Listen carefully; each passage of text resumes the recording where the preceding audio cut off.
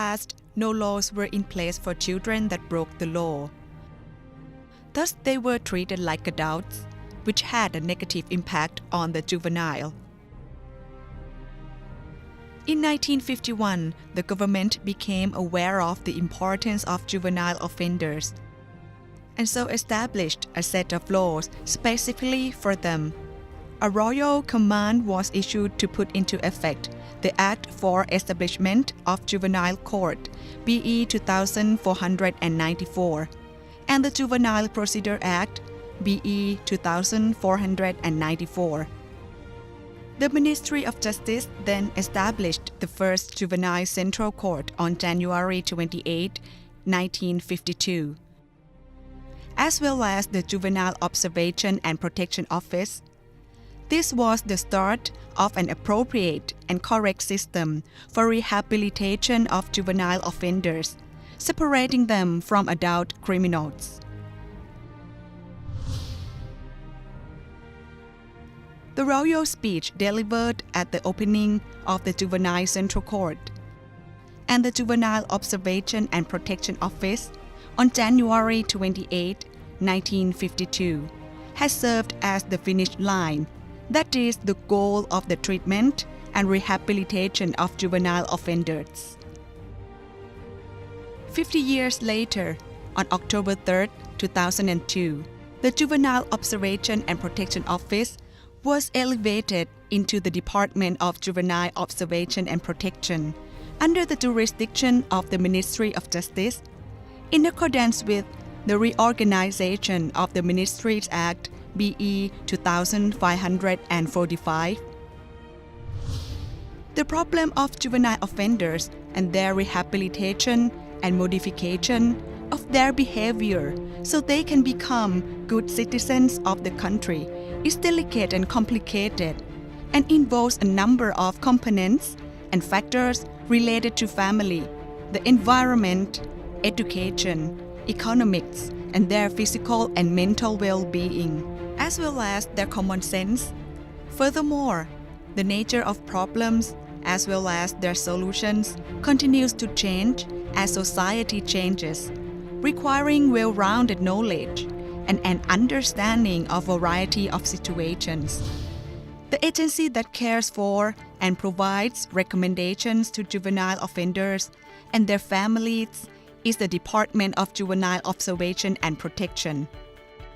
The Department of Juvenile Observation and Protection is an agency under the jurisdiction of the Ministry of Justice and exercises as principles of operations the laws under the Juvenile and Family Court and Procedures Act, BE 2553. Its mission is related to the observation of juvenile offenders and offering them educational, vocational training, rehabilitation, and social services so they may return to their families and become accepted as part of society once again. The vision of the department is to be as the standardized organization for leading on minor advocacy and returning a good juvenile into the society. The main duties that the Department of Juvenile Observation and Protection manages are criminal cases, family cases, and the treatment and rehabilitation of juvenile offenders. The main agencies responsible are the Juvenile Observation and Protection Office and the Juvenile Training Center. The Juvenile Observation and Protection Office is where young offenders are held while their case is being investigated. In regards to criminal cases awaiting judgment,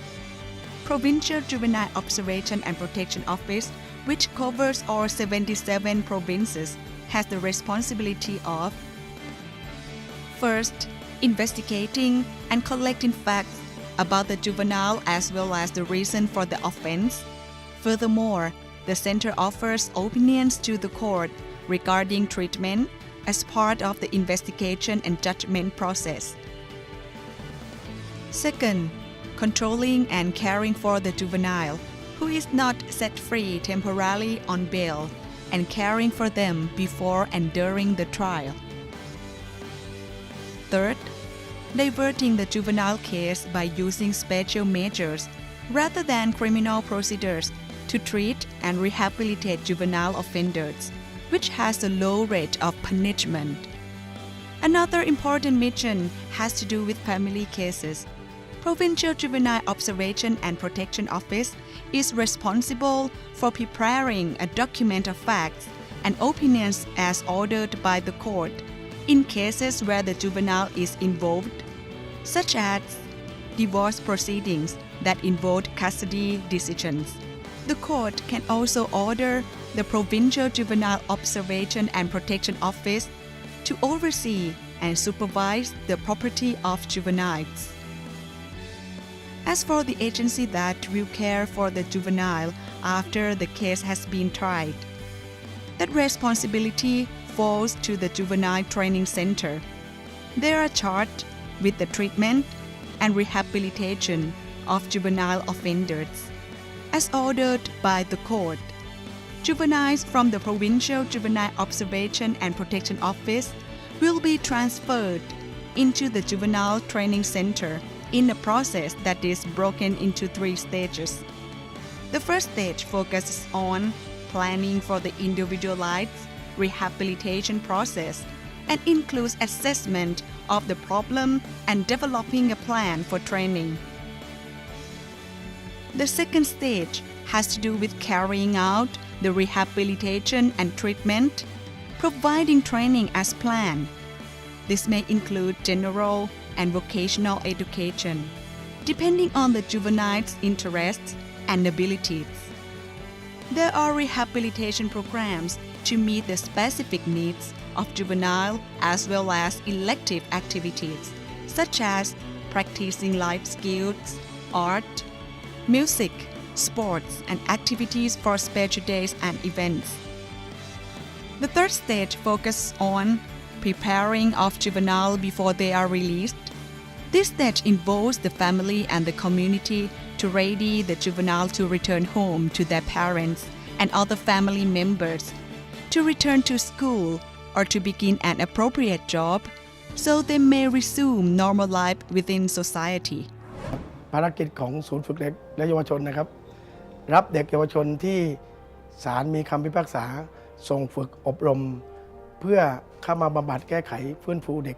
และเยาวชนโดยใช้หน่วยวิชาชีพเป็นหลักในการบำบัดแก้ไขหน่วยวิชาชีพที่ศูนย์ฝึกและอบรมนำมาใช้บำบัดแก้ไขเด็กนั้นใช้ช่างไฟฟ้าช่างเชื่อมช่างยนต์ช่างกลโรงงานและอื่นๆและส่วนหนึ่งเพื่อต้องการให้เด็กเนี่ยบรรลุถึงวัตถุประสงค์นะครับก็จะให้เด็กเนี่ยตามความสมัครใจของเด็กว่าเด็กจะเข้าสมัครเข้าเรียนหน่วยวิชาชีพไหนนะครับและสิ่งที่จำเป็นอีกส่วนหนึ่งก็คือถ้าต้องการให้เด็กเนี่ยประสบความสำเร็จหรือว่าแบบยั่งยืนแบบไร้รอยต่อตรงนี้จะต้องมีส่วนของเครือข่ายภาคเอกชนและก็ภาครัฐเข้ามามีส่วนร่วมเพื่อต้องการบำบัดแก้ไขเด็กและเยาวชนเพื่อคืนคนดีสู่สังคมต่อไปนะครับศูนย์ฝึกอบรมเด็กเยาวชนนั้นเหมือนกับทำงานแบบไร้รอยต่อนะครับเพื่อต้องการให้เด็กเยาวชนนั้นถึงจุดหมายปลายทางจริงๆนะครับผมยอมรับนะครับจากว่าแต่ก่อนที่อาจจะผ่านไปแค่ไม่กี่ปีอาจจะผ่านไปแค่ 5-6 ปี ผมไม่เคยมองอะไรกับชีวิตเลยนะครับผมจนผมได้เข้าไปที่ฝึกอบรมสถานที่ฝึกอบรมตรงนี้เป็นสถานที่ผมเคารพที่สุดผมพอดีหลังจากที่ผมก้าวออกมาเนี่ยผมจะบอกกับตัวเองเลยว่าจะเป็นสถานที่ที่ผมจะไม่เข้าไปอีกละแต่ว่าสิ่งที่ผมได้กลับมาเนี่ยผมคิดว่ามันคุ้มค่าตอนนี้ผมมีวินัยมากขึ้นมีความอดทนมากขึ้นมีความพร้อมที่จะใช้ชีวิตประจำวันกับสังคมได้ดีมากยิ่งขึ้นมีการวางแผนชีวิตวางแผนการงานวางแผนครอบครัวก็อยู่ในตอนนี้อยู่ในจุดที่คิดว่ามันอยู่ตัวละภายใน 4-5 ปีข้างหน้าเนี่ยผมมีแผนว่าผมจะเปิดเป็นโรงงานทำพวกฟิล์มยืดพันพาเลทซึ่งนั่นคือเป้าหมายของชีวิตของผมในก้าวต่อไปครับผม All of this has not taken place just because of the Department of Juvenile Observation and Protection, but from the cooperation of a number of parties, who have seen the importance of juvenile offenders and the need for a second chance for them to live life once again. The Department of Juvenile Observation and Protection provides opportunities to juveniles to participate in activities and express their abilities, instilling pride and confidence in themselves. Winner of the trophy awarded by Her Royal Highness Princess Mahachakri Sirinthorn in the stop-motion category of the Creative Digital Competition on the public level in 2014. Winner of Muay Thai Arts Award 2014, Higher Secondary School category. In the more than 60 years that juveniles who have made incorrect choices have entered into the justice system, they have received care and education as well as valuable advice that they can use to live their lives, take responsibility for themselves, and contribute to society. These successes occur from the cooperation of the public that has provided assistance and opportunities to the juveniles.